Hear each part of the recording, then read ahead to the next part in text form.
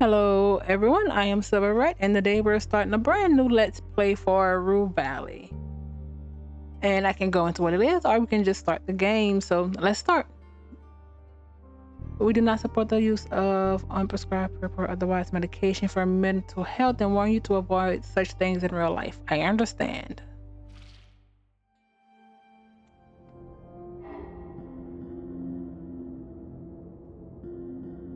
Define character personality. Assign all personality points to proceed. Okay. I want calculated, so resolute. You feel neither calculated nor impulsive, but alert and confident if only you can stay in this state of perfect focus. Let's do okay, wait. We have impatient, reckless. We go further and we have these are points. Paranoid, indecisive. Let's do paranoid. Oh, we can switch to indecisive. Oh, that's cool. Let's go down. You're neither introverted. You're neither introverted nor extroverted, and you feel equally fine completely alone as you do surrounded by a huge crowd of people. Let's do let's go there. Secretive.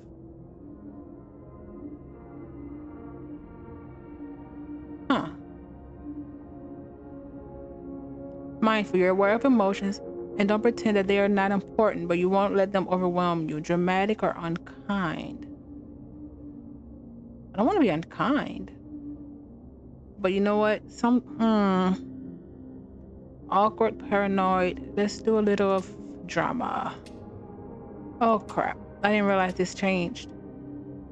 Alright, paranoid. Yes, you're somewhat calculated, but what's wrong with finding patterns and recognizing connections? Introverted, secretive. As a very introverted individual, you neither enjoy nor know how to communicate with others, especially strangers. Mindful. As a somewhat sensitive person, you easily empathize with others and are prone to surrender to your own emotions. I don't want to do guilt. Let's do. You're pretty calculated. You're often overthinking stuff and generally very cautious. So cautious, dramatic. That's kind of crap.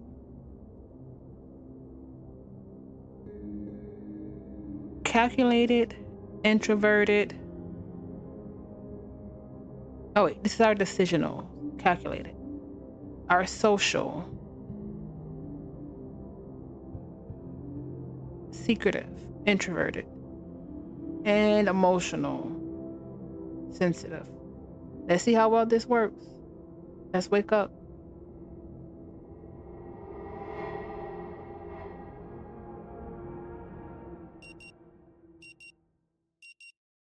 8 o'clock.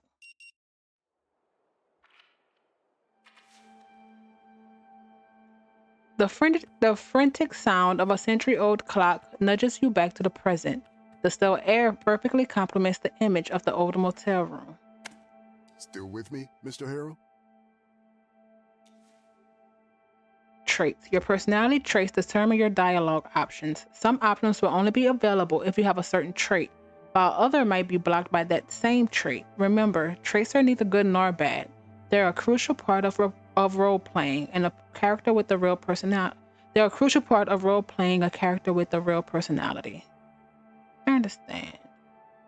The doctor takes off his glasses, freeing his bushy eyebrows. This is blocked by secretive. Just not. Okay, can we space that? Mr. Harrell, We can. I'm aware of a slight lack of motivation that you may be experiencing right now.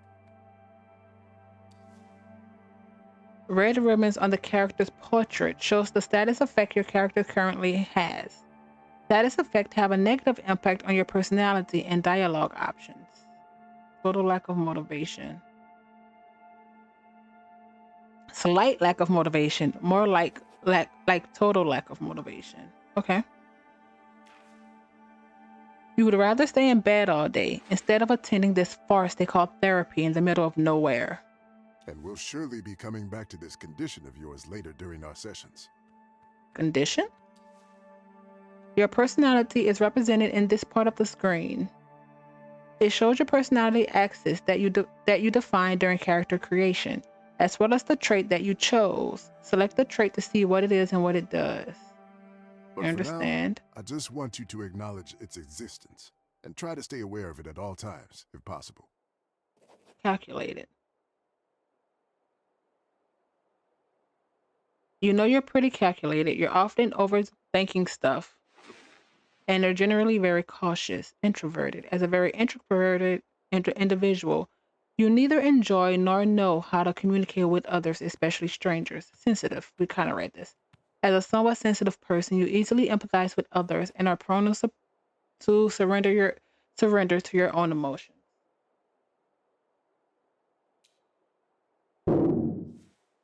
Silence befalls the room, a muffled clanging sound from outside, only making the moment more uncomfortable. I'll try. That's good to hear.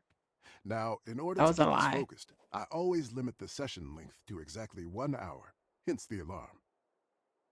However, since this is your first session, I'll allow a few questions, if there's anything.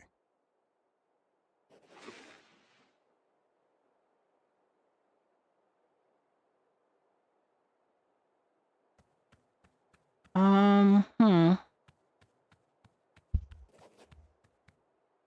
Why do we need to do this here in the middle of nowhere? It may be hard to understand the need for isolation at first, but my methods require complete divergence from the clan's regular way of life, as well as temporary distancing from their social groups and circles.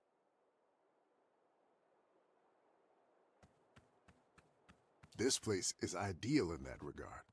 However, it's understandable that you need a period of adaptation to both this idea and to your new surroundings.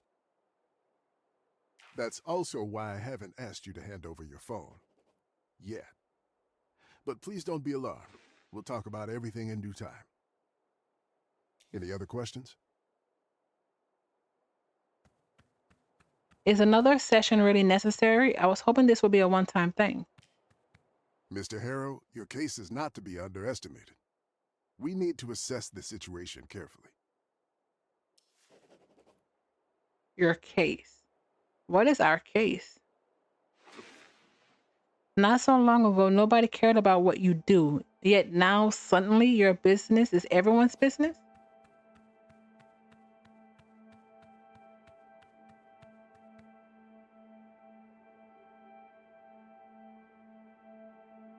This first session is more for you to get acquainted with me and my methods. We have a long road ahead of us. Anything else? Can't you simply state that I'm fine so we can both move on with our lives? Mr. Harrow. He looks you straight in the eye. You know very well that it is out of the question. To dismiss you right at the start would be negligence on my part, to say the least. Oh, he doesn't say that.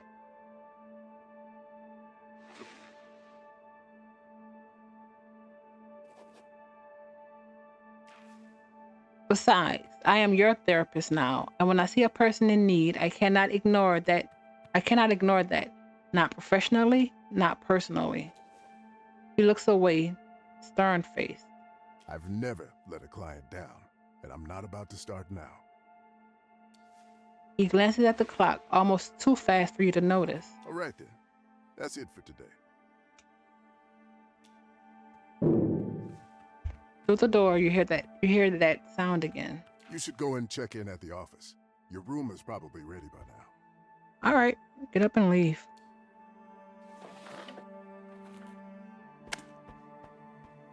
Give me my coffee, you jerk! Next to you is the source of the clangs you heard from inside, a young woman beating up an old vending machine. Spit it out already!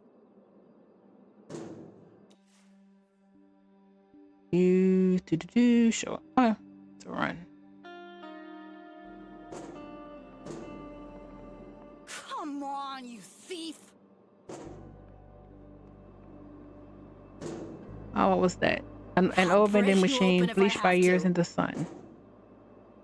Can we talk to her?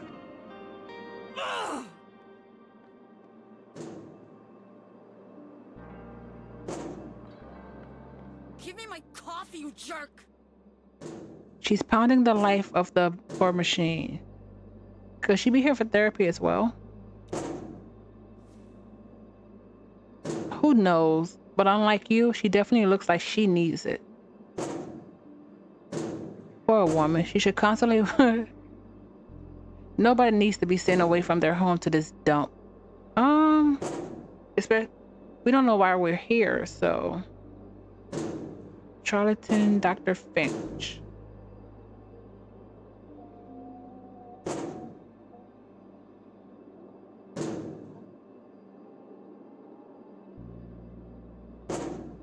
Nobody needs to be sent away from their home to this dump, regardless of their mental state. And yet, what is it to be done with lunatics like her? Let them rage around freely, yelling and kicking vending machines wherever they go. There must be a better way to help a distressed person. Perhaps you could speak with her, see if you could help somehow. Ooh. Or is that too much to ask right now? Blocked by total lack of motivation. Okay. Is this her or ours? Is your car sad and miserable, just like you? Wow. Wow. I'll break you open if I have What about this? Machine wheezes in suffering.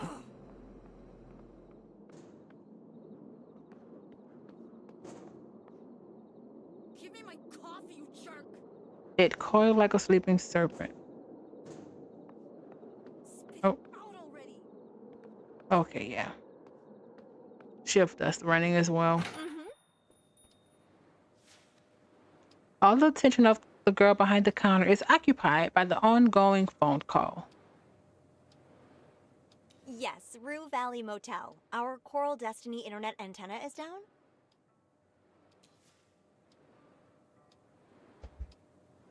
Try to get her attention.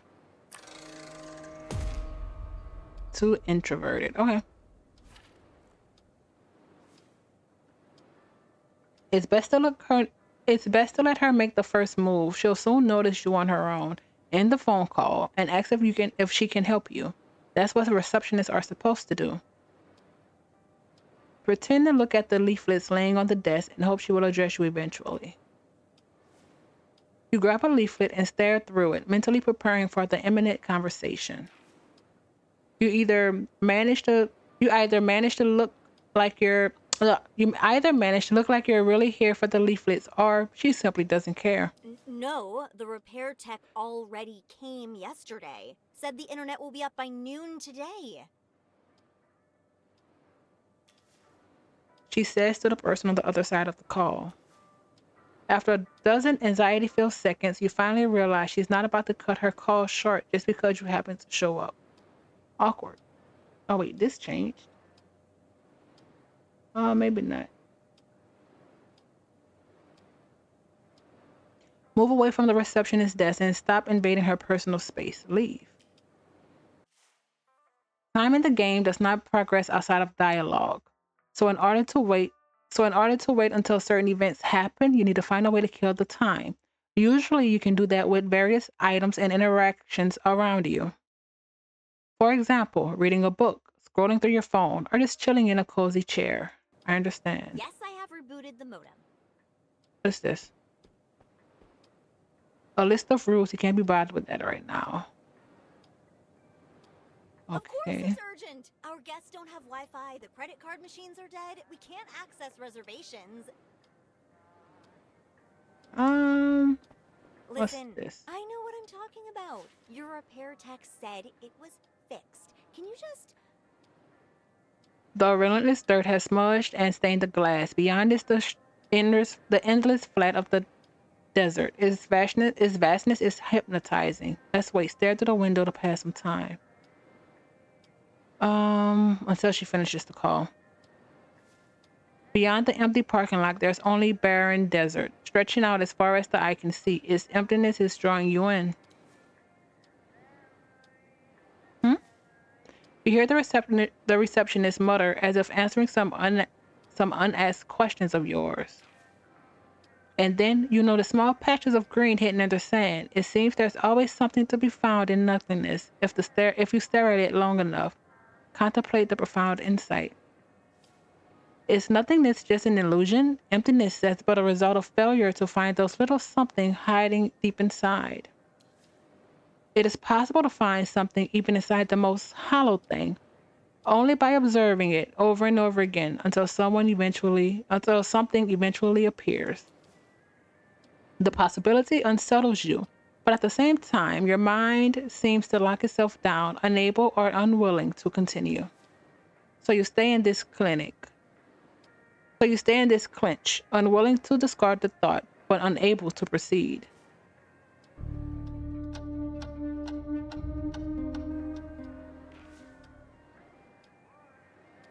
After a while, the window stops being interesting.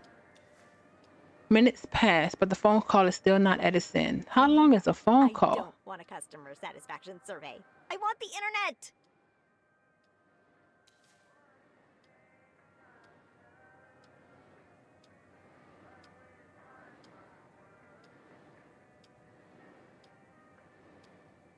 She says to whoever she's talking to. Let's leave this. We've already done that.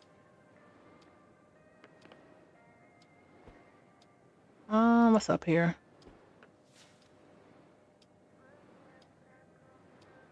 Let's check out the leaflets again. A picture of a huge rocket and a group of people in red jumpsuits cheering with bottles of water above it. The Coral Destiny logo. Look at the other side. A picture of an endless desert. The caption at the bottom reads, "Free bottled water for the people of Rue Valley, courtesy of Coral Destiny, your favorite space agency." Okay.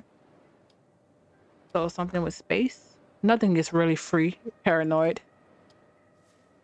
Nothing ever is. Beware. What's these people? Free water by the Coral Destiny.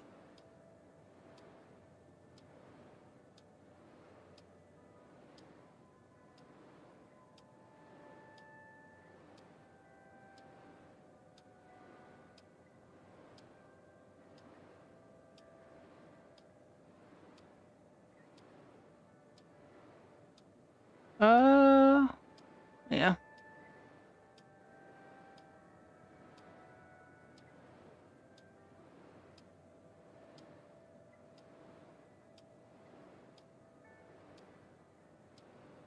Take the leaflet with us. Items you pick up are presented here. While not in dialogue, you can select them and interact with them. Also, some items will show more information on the icon. For example, availability of internet connection on your phone or in our battery level. Okay, so let's leave.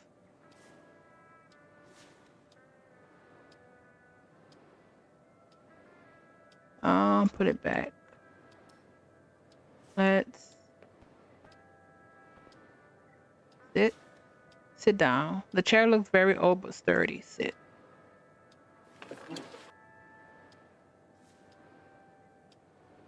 The chair is not a bed, but let's be honest, it's better than standing. Check out the leaflet.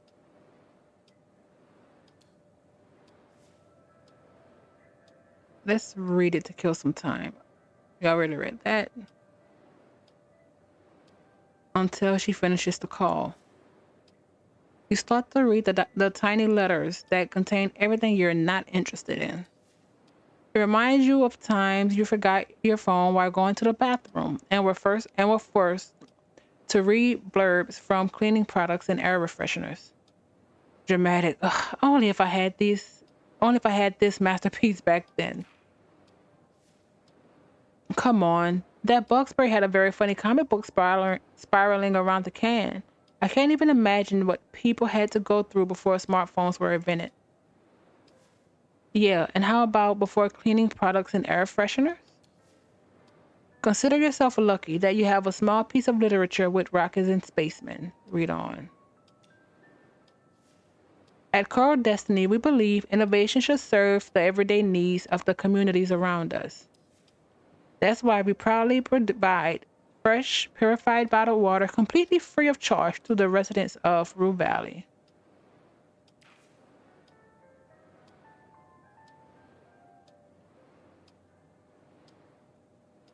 Delivered regularly and held to the highest quality standards, our water is just one example of how we're committed to a healthier, brighter future right here on Earth. Keep reading.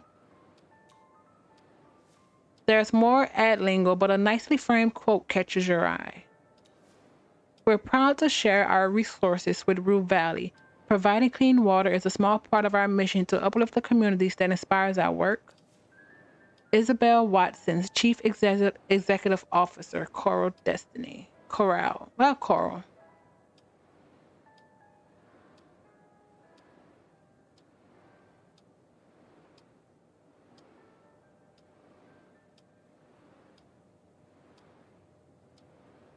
Keep reading.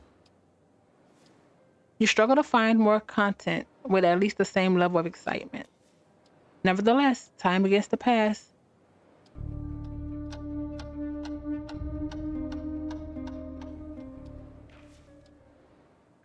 The small leaflet can only keep you occupied for a short while.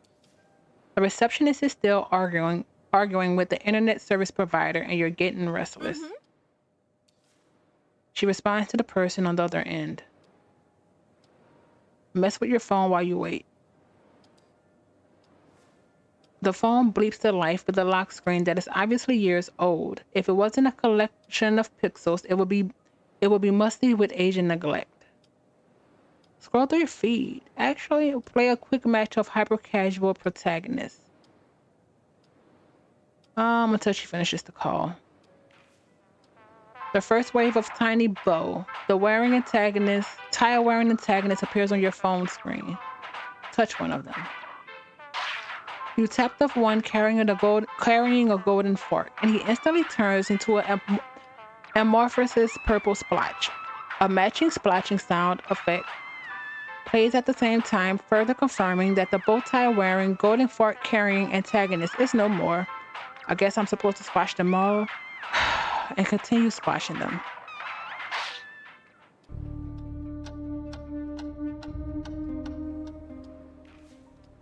As your mind spins around the absurdity of this game, and while your fingers roam aimlessly across the screen, a group of tiny bow tie-wearing antagonists gather near the piles of boxes at the bottom of the screen. Tap the pile of boxes. Absolutely nothing happens. The little guys keep gathering around, keep squashing them. As soon as you're about to get the one with the goatee, a slightly larger antagonist with the monocle and pocket watch enters the play area. Try to understand what's going on.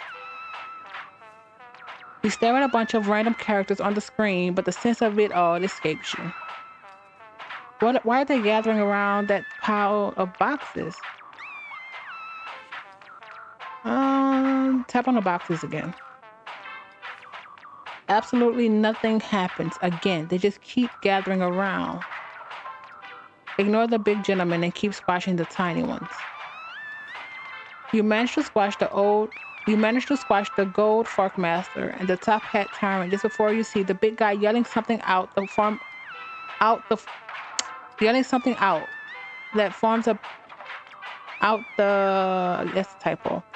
form of bouncy stylized letters.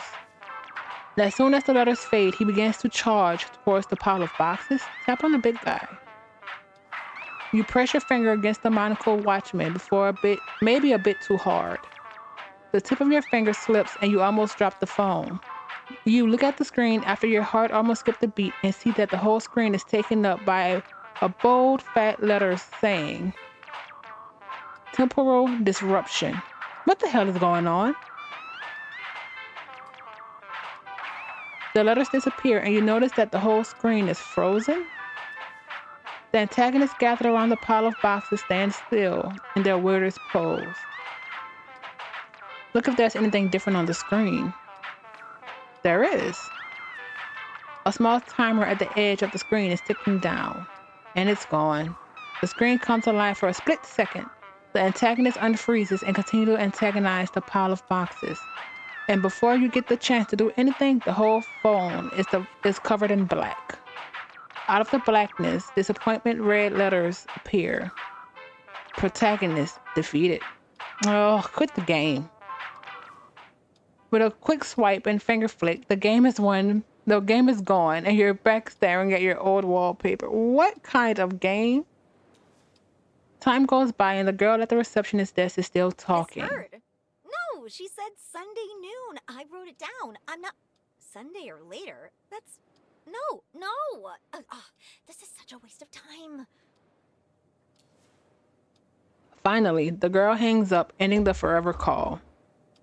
Hi, can I help you? I would have hung up earlier if I knew you were waiting for me. You're too quiet. No, I just didn't feel like checking in right now. You didn't feel like it. And how about now? Now good. Now it's good, yeah. Okay, let's get you into your room. So, number 6. That's the last one on the second floor. Everything's ready for you. And...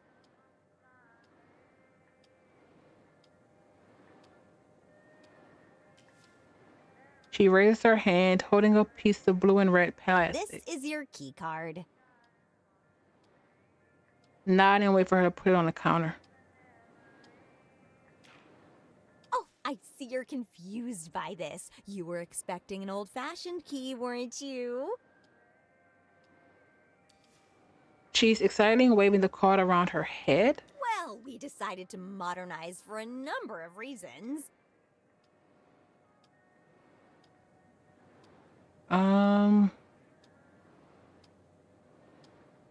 Let's do awkward. Key cards are great. She nods in response, but then continues as if he hadn't said anything. Actually, one reason, to be perfectly honest, the guests just kept on losing their keys. It was exhausting, and my dad didn't like the cost of replacing so many locks.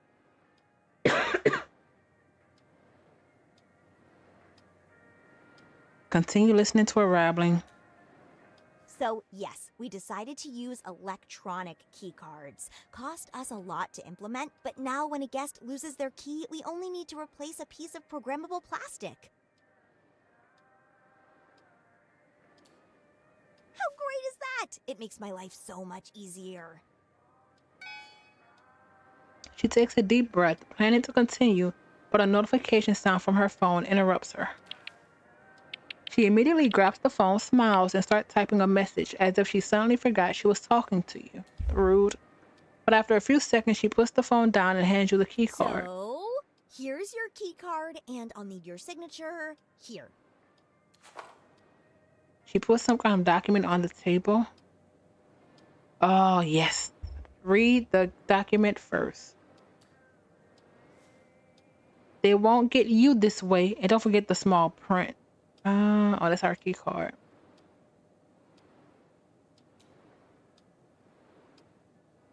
Oh, are you a lawyer, perhaps? She interrupts you curtly. Let us read.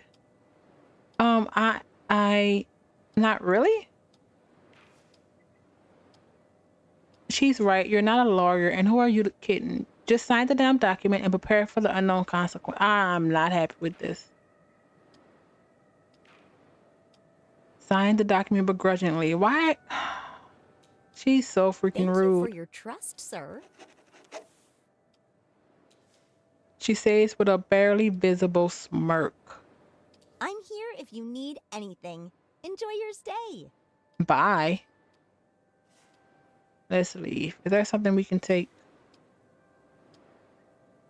You feel like you're eavesdropping on the girl's personal conversation by standing at the receptionist desk. Awkward. Oh, of course. What's this? We can just go in here? Oh, we should have did this while she was on the freaking phone.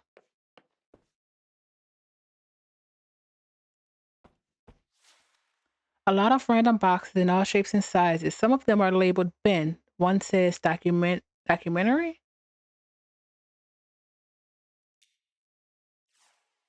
Huh.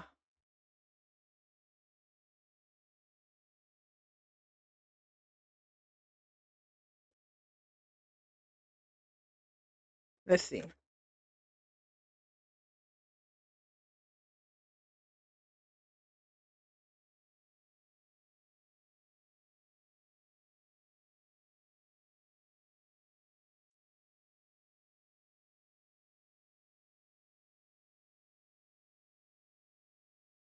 And documentary.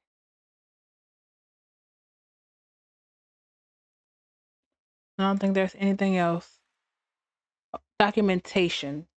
And a completely different thing.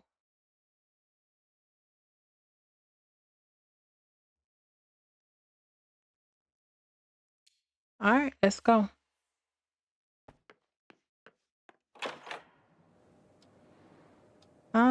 There's really nothing I want to say to her.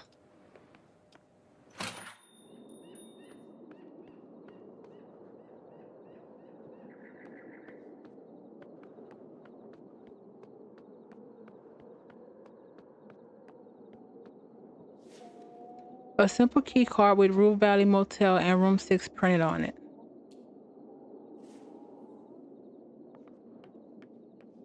Uh,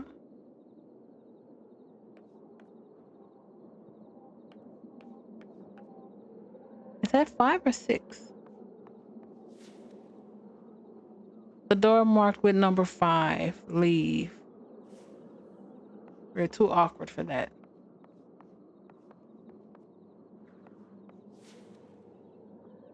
The paint is peeling from the wood of the door, but number 6 is new, shiny, and chrome. Try the knob first. Never be too cautious. You press the knob and push the door, half expecting it to work. It's locked. Try it again. Still locked. Unlock the door with your key card. A tiny green dot of light shows up near the knob. The door is unlocked. Enter the room. Oh, God. Let's go to our briefcase. Hundreds of strangers have slept in this bed, leaving behind flakes of dead skin still, and you can't wait to jump into the sheets and contribute to the collection. Unfortunately, between you and the object of your desire, on the folded sheets lies a dusty suitcase, your suitcase, the smallest one you own. I can't deal with this now right now. Put it away. Yeah, it's such a chore. But the more you prolong it, the worse it will get. If you don't unpack now, it'll feel it'll feel ever harder and more pointless to do later. Step by step, a simple act of unpacking will become an insurmountable burden, and even thinking about it will make you feel weak and powerless. Do you really want to crawl back into the deep black pit? Oh, it's my destiny to repeat this vicious cycle of misery and regret. Put the suitcase away. Well, living out of your suitcase is the surest way to feel transient. Transient. This way, you can at least continue telling yourself that the therapy will be over soon. And now that the suitcase has been dealt with, this motel room is officially your home. More like a prison. Well, now you could describe it that way too. I think tab does show. Yeah, it does. Okay. What is this? A list of rules. You can't be bothered with that right now. Wow. Um, Chair. This armchair looks exactly like the one in Dr. Fink's room. Leave.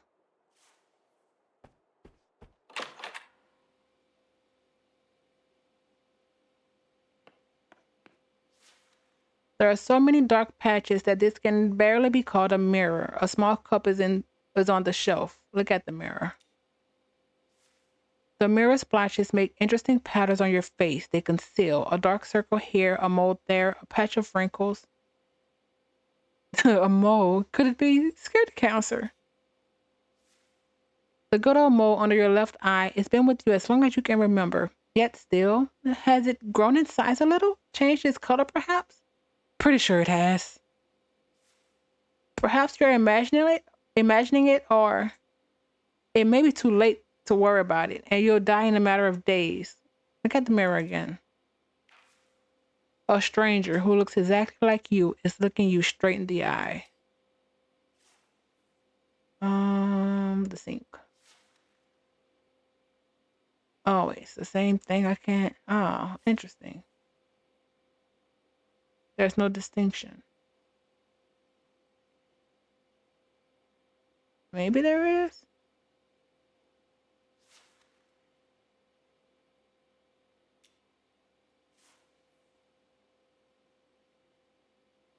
Nah, let's leave.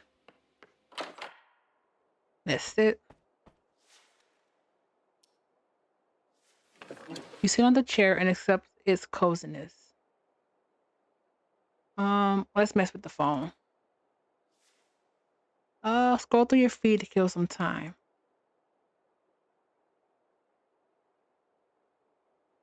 It turns on. Hope sleep will come. You start scrolling through stale memes with boring news articles, beach photos of ex-acquaintances, and poorly targeted sponsored posts. Scroll some more. In one picture, a grinning middle-aged stranger is apparently showcasing his newest baby. Thanks to a cleverly applied filter, both of them sport donkey ears. Scroll some more. In an overly long and arguably racist video, a non-native speaker is repeatedly making embarrassing linguistic errors. They often turn out to be unintentional, double entendres. Hilarity ensues. Keep scrolling.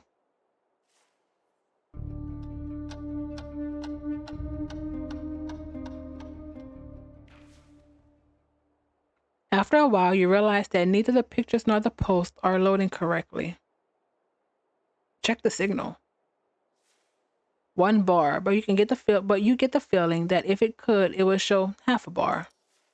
Seems like all the posts were from some time ago, stashed needlessly in your phone's memory. Unless you hook up to some local Wi-Fi, you won't get much internet here.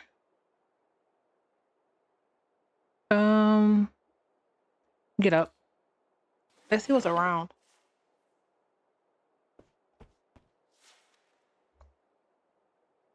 Lock the door from the inside? Really?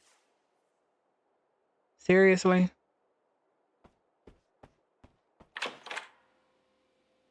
Nothing changed. Okay. We still can't read this? Nope. Bed. Despite the tight sheets and crisp-looking pillow, the bed reeks of dust and age. Crawl into the bed.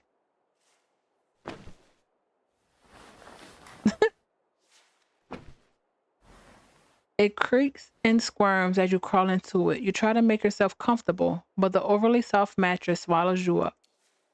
As soon as your head touches the rough pillow, though, tiredness overwhelms you. Coming to this nowhere motel to attend therapy you don't need has drained you both physically and mentally.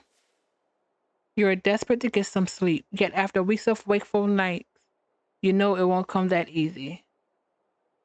Just close your eyes and hope sleep will come.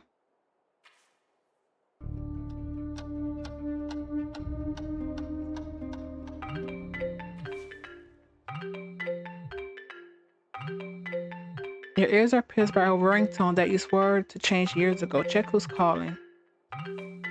The screen simply reads unknown number. You feel betrayed by your own phone, masking the identity of the mysterious caller. We're paranoid. So would we? Were we all?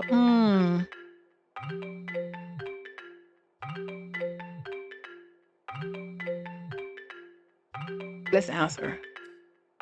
And how did it go through? We didn't have a signal earlier. Hello, sir. Am I speaking with Eugene Harrow?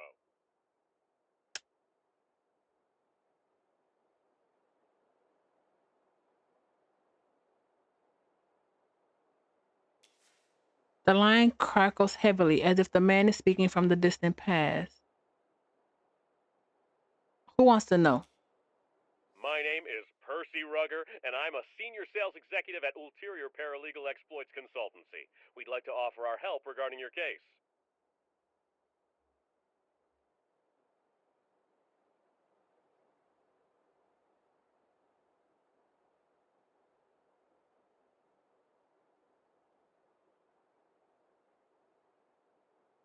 Mysterious caller from Ulterior Paralegal Exploits.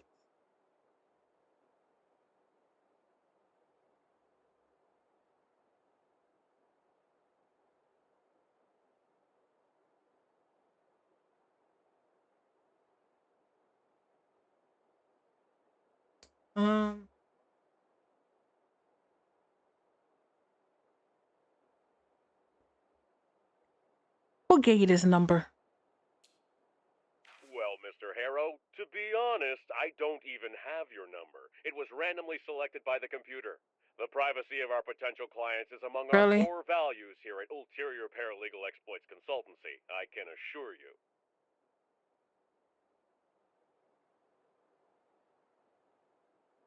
I don't know if I trust that. Now, if my information is correct, you have recently been unjustly forced to participate in treatment which, in our opinion, may have consequences not aligned with your best interests. Unjustly forced?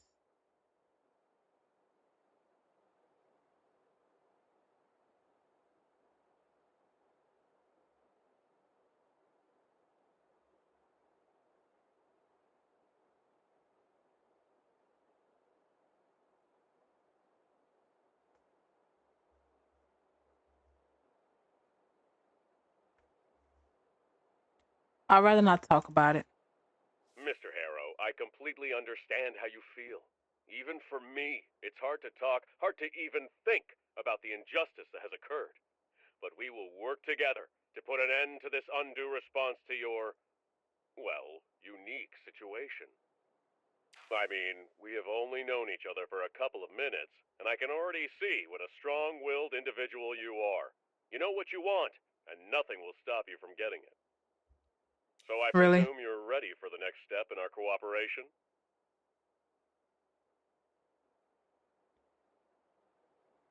This is no. Thank you, but I'm not interested in your services at the moment.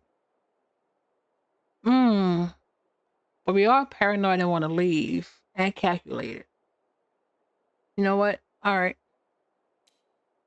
Now that's what I like to hear. Eugene, Mr. Harrow, you truly are a man of action. I'll write down your general consent here and forward your case to my colleagues in our paralegal department. They'll contact you shortly. Well, Mr. Harrow, it was a colossal pleasure talking with you. Juice! Before you have a chance to say anything, the phone line is already dead. But at least now you know you're not the only one who realizes the absurdity of this mandated psychotherapy. Oh.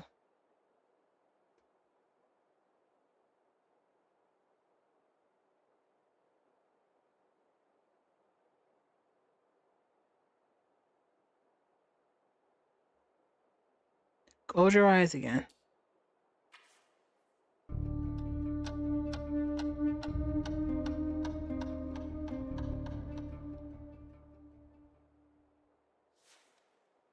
And as your mind begins to drift, reality fades away. For a precious moment, there's only darkness and silence. But your mind refuses to calm down, and soon your thoughts start chasing each other in circles.